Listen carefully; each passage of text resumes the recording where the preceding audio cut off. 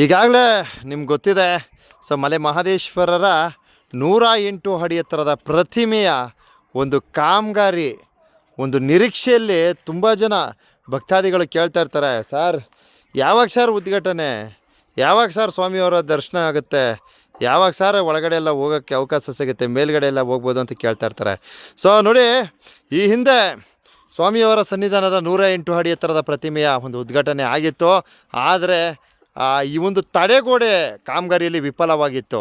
So last time ತಡೆಗೋಡೆ ನಿರ್ಮಿಸಿದಂತಹ ಸಂದರ್ಭದಲ್ಲಿ ಈ ಬಂಡೆಕಲ್ಲುಗಳಿಂದ ಬಹಳ ಒಂದು ಭದ್ರತೆಯನ್ನು ಕೊಟ್ಟು ಹಾಕಿದ್ರು, ಅಳವಡಿಸಿದ್ರು. ಆದರೆ ಮಳೆ ಬಂದಂತಹ ಸಂದರ್ಭದಲ್ಲಿ ಇದೆಲ್ಲ ಕುಸಿದು ಕೆಳಗಡೆ ನೆಲಕ್ಕೆ ಉರುಳೋಯ್ತು.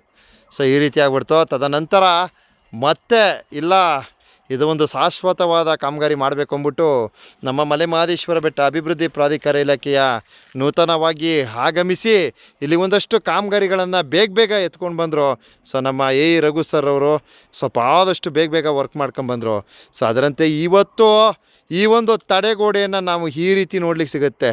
ನೋಡಿ ಎಷ್ಟು ಅದ್ಭುತವಾಗಿ ಮಾಡಿದ್ದಾರೆ ಅಂದರೆ ಅಲ್ಟಿಮೇಟ್ ಆಗಿದೆ. ಯಾಕಂದರೆ ಕಾಮಗಾರಿ ಯಶಸ್ವಿಗೊಳಿಸಲು ಸಮಯ ಅಂತೂ ತಗೊಂಡಿದೆ, ಆದರೆ ಒಂದು ಶಾಶ್ವತವಾದ ಕಾಮಗಾರಿ ಅಂತ ಹೇಳ್ಬೋದು.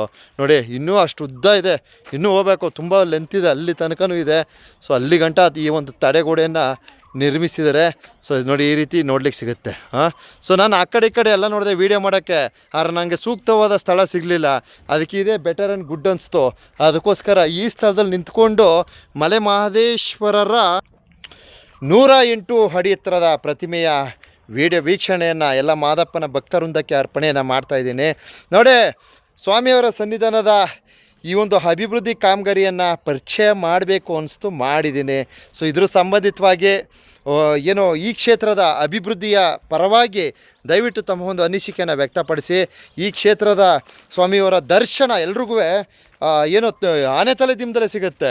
ಸೊ ಎಲ್ಲಿ ಈ ಕಡೆ ತಮಿಳ್ನಾಡು ಭಾಗ ಬರಲಿ, ಸೊ ಯಾವ ಭಾಗ ಬಂದರೂ ಅಷ್ಟೇ ಈ ಬೆಟ್ಟ ಗುಡ್ಡಗಳ ಮೇಲೆ ನಿಂತ್ಕೊಂಡ್ಬಿಟ್ರೆ ಸಾಕು, ಸ್ವಾಮಿಯವರ ದರ್ಶನ ಸಡನ್ನಾಗಿ ಆಗುತ್ತೆ. ಸೊ ಆ ಒಂದು ಅದ್ಭುತವಾದ ಒಂದು ಕಾಮಗಾರಿಯನ್ನು ಸೊ ಮಲೆ ಮಹದೇಶ್ವರರ 108 ಅಡಿ ಎತ್ತರದ ಕಾಮಗಾರಿಯನ್ನು ಅಳವಡಿಸಿರ್ತಾರೆ.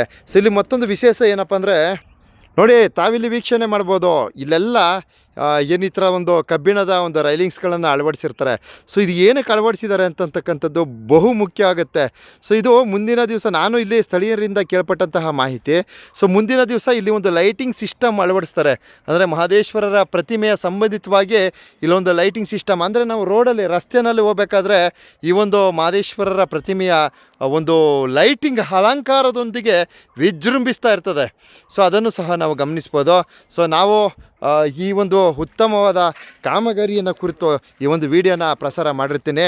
ಸೊ ಇದರ ಸಂಬಂಧಿತವಾಗಿ ಮಲೆ ಮಹದೇಶ್ವರನ ಭಕ್ತಾದಿಗಳು ತಮ್ಮ ಒಂದು ಅನಿಸಿಕೆ ಅಭಿಪ್ರಾಯವನ್ನು ವ್ಯಕ್ತಪಡಿಸ್ಬೋದು ಅಂತ ಹೇಳ್ತಾ, ಸೊ ಈ ಒಂದು ಕಾಮಗಾರಿ ಇನ್ನೂ ಅದ್ಭುತವಾಗಿ ಯಶಸ್ವಿಯಾಗಲಿ. ಹಾಗೆ ಮೇಲ್ಗಡೆ ಉದ್ಯಾನವನವನ್ನು ಸಹ ನಿರ್ಮಿಸ್ತಾರೆ, ಹಾಗೆ ಲೈಟಿಂಗ್ ಅಲಂಕಾರ, ಹಾಗೆ ಒಳಗಡೆ ಮಲೆ ಮಹದೇಶ್ವರರ ಇತಿಹಾಸವೂ ಸಹ ಅಳವಡಿಸಲಾಗುತ್ತೆ ಅಂತ ಹೇಳ್ತಾ ಈ ವಿಡಿಯೋನ ಎಲ್ಲ ಮಾದಪ್ಪನ ಭಕ್ತವೃಂದಕ್ಕೆ ಅರ್ಪಣೆಯನ್ನು ಮಾಡ್ತಾಯಿದ್ದೀನಿ. ದಯವಿಟ್ಟು ಮಲೆ ಮಹದೇಶ್ವರನ ಭಕ್ತಾದಿಗಳು ಈ ವಿಡಿಯೋಗೆ ಒಂದು ಮೆಚ್ಚುಗೆಯನ್ನು ವ್ಯಕ್ತಪಡಿಸಿ ಅಂತ ತಮ್ಮಲ್ಲಿ ಒಂದು ಮನವಿಯನ್ನು ಮಾಡ್ತೀನಿ.